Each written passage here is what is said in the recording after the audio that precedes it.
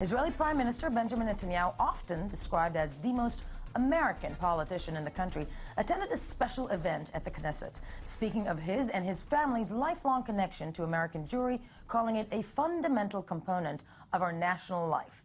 The event was one in a series of parliament initiatives, including several committee hearings that took place in the parliament to mark 100 years of the U.S. Jews' contribution to the Zionist project. But despite the warm words and the history, recent years have seen a rift develop between the two, with many claiming it is because of Israel's policies when it comes to human, civil and religious rights. I-24 News reporter Tamara Ziv attended the celebration. Let's have a look at her report. Delve into this right after. The establishment of the State of Israel is widely seen as a local success story, conjuring up images of Israelis working the land. But diaspora Jews played a huge part, both in the founding and development of the country. The Ruderman Family Foundation seeks to heighten awareness among Israelis of the tremendous impact made by U.S. Jewry specifically. An exhibition unveiled at the Knesset Wednesday, named Stripes, Stars and Magen David, pays tribute to 100 years of contribution of U.S. Jewry to Israel in all areas of life. In the US, they know much more about Israelis than in Israel they know about US Jewry, and I welcome this important initiative to change that. We in Israel need to recognize that Israel is a home for all Jews, and every Jew in the world needs to feel that this is their home. The initiative was organized in collaboration with the Israeli Parliament, spearheaded by Parliament Speaker Yuli Edelstein and member of Knesset Dr. Nachman Shai. Everyone knows how important American Jewry is to Israel, but I think Israel is so important to them as well. And we'll try to increase and to enhance the relations between Jews there and Jews here. But a large number of Jews there have in recent years become increasingly critical of Israeli policy, which raises questions as to whether U.S. Jewry will continue to contribute to Israel in the same way. A lot of us are concerned about the gap that's growing, the young generation that feel very different towards, Israel, the state of Israel, their Jewish identity, and the same in the Israeli society, that we feel, it's not our responsibility to take care of whatever happens to Jews outside of Israel, and we think that whatever happens here affect the Jewish communities, and whatever happened in the Jewish communities in terms of their identity, their success in their own countries, affect the state of Israel. And it comes from the Israeli continuing, I would say, control or occupation, whatever you want to call it, on the West Bank, on our Palestinian people. I think if we finally reach a certain political agreement between us and the Palestinians, that will be very helpful. But this member of the opposition, along with other critics of the Netanyahu government, doesn't think this will be possible anytime soon. With this government, no much hope. Sorry. With me in studio, we have Noga Brenner-Samia, Deputy Director of Bina. Noga, good morning to you. It's the secular yeshiva base right here in Tel Aviv. Also, Elisheva Goldberg, an advisor to Tzipi Livni and former writer in Peter Baynard's online publication, Open Zion. Good morning to you. And with us also, Dr. David Barak Ordetsky from the Ruderman Program of American Jewish Studies in Haifa University. I'm not done, don't worry. Joining us via Skype also is Dov Vaxman, Professor of Political Science, International Affairs, and Israel Studies at Northeastern University, author of Trouble in the Tribe, the American Jewish conflict over Israel, today speaking to us from Jerusalem. Good morning to you as well. I want to start, though, with Noga specifically. There is a feeling that in Israel, the agenda, not just the agenda, but the notion of what Israel means to American Jews, to diaspora Jews, but to American Jews in particular, has completely changed over the years, and the rift is because of Israeli policies. Would you agree? So I think it's a little more complex than that. I think there are a lot of factors that feed into this rift that are on both sides of the ocean, on the U.S. side and on the Israeli side. I mean, you could say overall, there's been, in the United States and in other countries, there's a loss of ethnic solidarity going on, not only in the Jewish people. This is true about other ethnicities and nationalities as well. So a weaker connection to the Jewish community means a weaker connection to the Jewish homeland, to Israel. And Bina is holding a conference about this in the near future because it felt the need that there needs to be a conference about this, no? Exactly, exactly. At the end of June 30th, we're holding the first kind of conference of this kind. It's important, we feel, that Israelis reach out to the United States, to the Jewish community in the United States, and say that we care about this as well.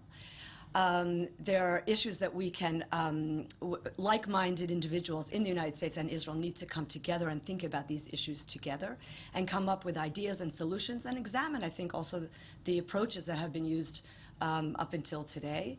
And I think there's room for forging connections among like-minded individuals. There are many here in Israel that also feel that there needs to be a change, and we want American Jews to see that, to feel connected to Israel through those of us that are working towards those changes. And in terms of that, Elisheva, because you work with the politician Tzipi Livni, a woman who, it's no secret, well, wants to be prime minister, let's put things on the table, a politician in Israel. When it comes to reaching out to American Jewry, where is Israel failing in what we call hasbara, so to speak, PR? Right. Well, I actually went with Tzipi a number of weeks ago, right before Passover, to do a sort of tour of the campuses. And it was a very interesting experience for both of us. I have been a student on American campuses, and I have experienced what it's the sort of challenging discourse that still exists today between those who are sort of on the far left of the sort of... Not just still, I think it's spiraling. Absolutely. Yeah. So those who are on the far left, sort of the hardcore BDS movement types, to those who are sort of in the center, I would say even, who are sort of very troubled, perhaps, on campuses, this is center, who are troubled by Israel's policies but are not ready to say, I want to boycott, I want sanctions, I want all of these things that the movement will say. And those who are still sort of in this camp of hasbara, who want to defend Israel no matter what it does. And this is a tension that exists on the campuses, and we saw it very clearly when we were there together. But I also think that one thing we have to remember about the American-Jewish relationship is that American Jews are Americans, and they have American politics. And so that means that when their divisions are happening, they're also happening along those political lines. We can see it very clearly with Bernie, with Hillary, and with Trump. And I think that that deserves also a great deal of attention. A great deal of attention, and I think, you know, David, I'm going to cue, well, Doctor, I'm going to cue you in on this one, because people may argue that the United States will always defend Israel. Apropos, very true, American Jews are first and foremost Americans. And I think it is no secret, I mean, that wasn't in our report, but over the course of the last 8 years, there's been no love lost between Prime Minister Benjamin Netanyahu and President Barack Obama. So much so, it's been one of the most publicized, I think, spats over the headlines of international media. How can that be contended when people try to say that Israel and the United States are that close, and that Jews in the United States, you know, have to support certain policies that in the United States, if they're Americans, are not supported? Yeah, I think you have to go along the lines that there is a generation change in the leadership of Jewish American institutes, including the federations, and there is a significant rift between the younger generation and the elder generation. And what you see is a continued support of the elder generation and the more institutional organizations, while the younger people, I used to work for Hillel, and I was director of Hillel in Haifa, so I'm very much aware of the difficulties that the Jewish American students are experiencing. And they are definitely voicing a new voice that has to be taken into account. And I think what you have to look at, one of the things American Jews are failing at, in a sense, is negotiating and engaging the new elites in Israel. Basically, once they are used to working with certain elites in Israel, and the new political elites in Israel are less well engaged by the Jewish American establishment. So I think engagement along that lines can contribute. Engagement on the part of American Jews? I think American Jews need to engage with new political elites in Israel. I think the American Jews are used to working with certain political elites, including Tzipi Livni, I would say, under that I would put it under that framework. Under and that, I think, I'm asking you, are we looking at, for American Jews to just engage more with right-wing political elites? I would say it's not just, it's also with Mizrahi political elites, it's also with religious Zionist political elites. I think basically American Jews need to understand that liberalism is not going to proceed as the dominant and is not the only viable political stand in Israel. And I think that, I mean, that poses the question of what does Zionism mean? And, you know, what is Zionism nowadays? And that's the time to probably bring in Professor Waxman, who is joining us via Skype from Jerusalem.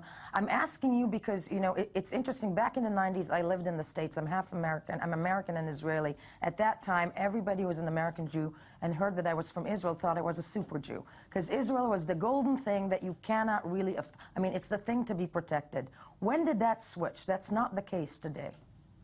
Well, I think this has been a long-term erosion in that image, if you like. I mean, I would trace it back to the early 1980s even, with the first Lebanon war, with Israel's invasion of Lebanon in 1982, and then particularly as a result of the First Intifada. These kinds of events began to erode the image of Israel in the American Jewish imagination, if you like.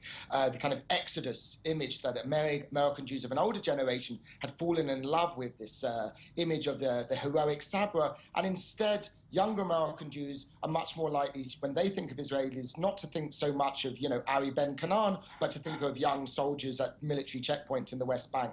I think this has been a long-term, gradual shift in how American Jews imagine Israel and think about Israel from afar.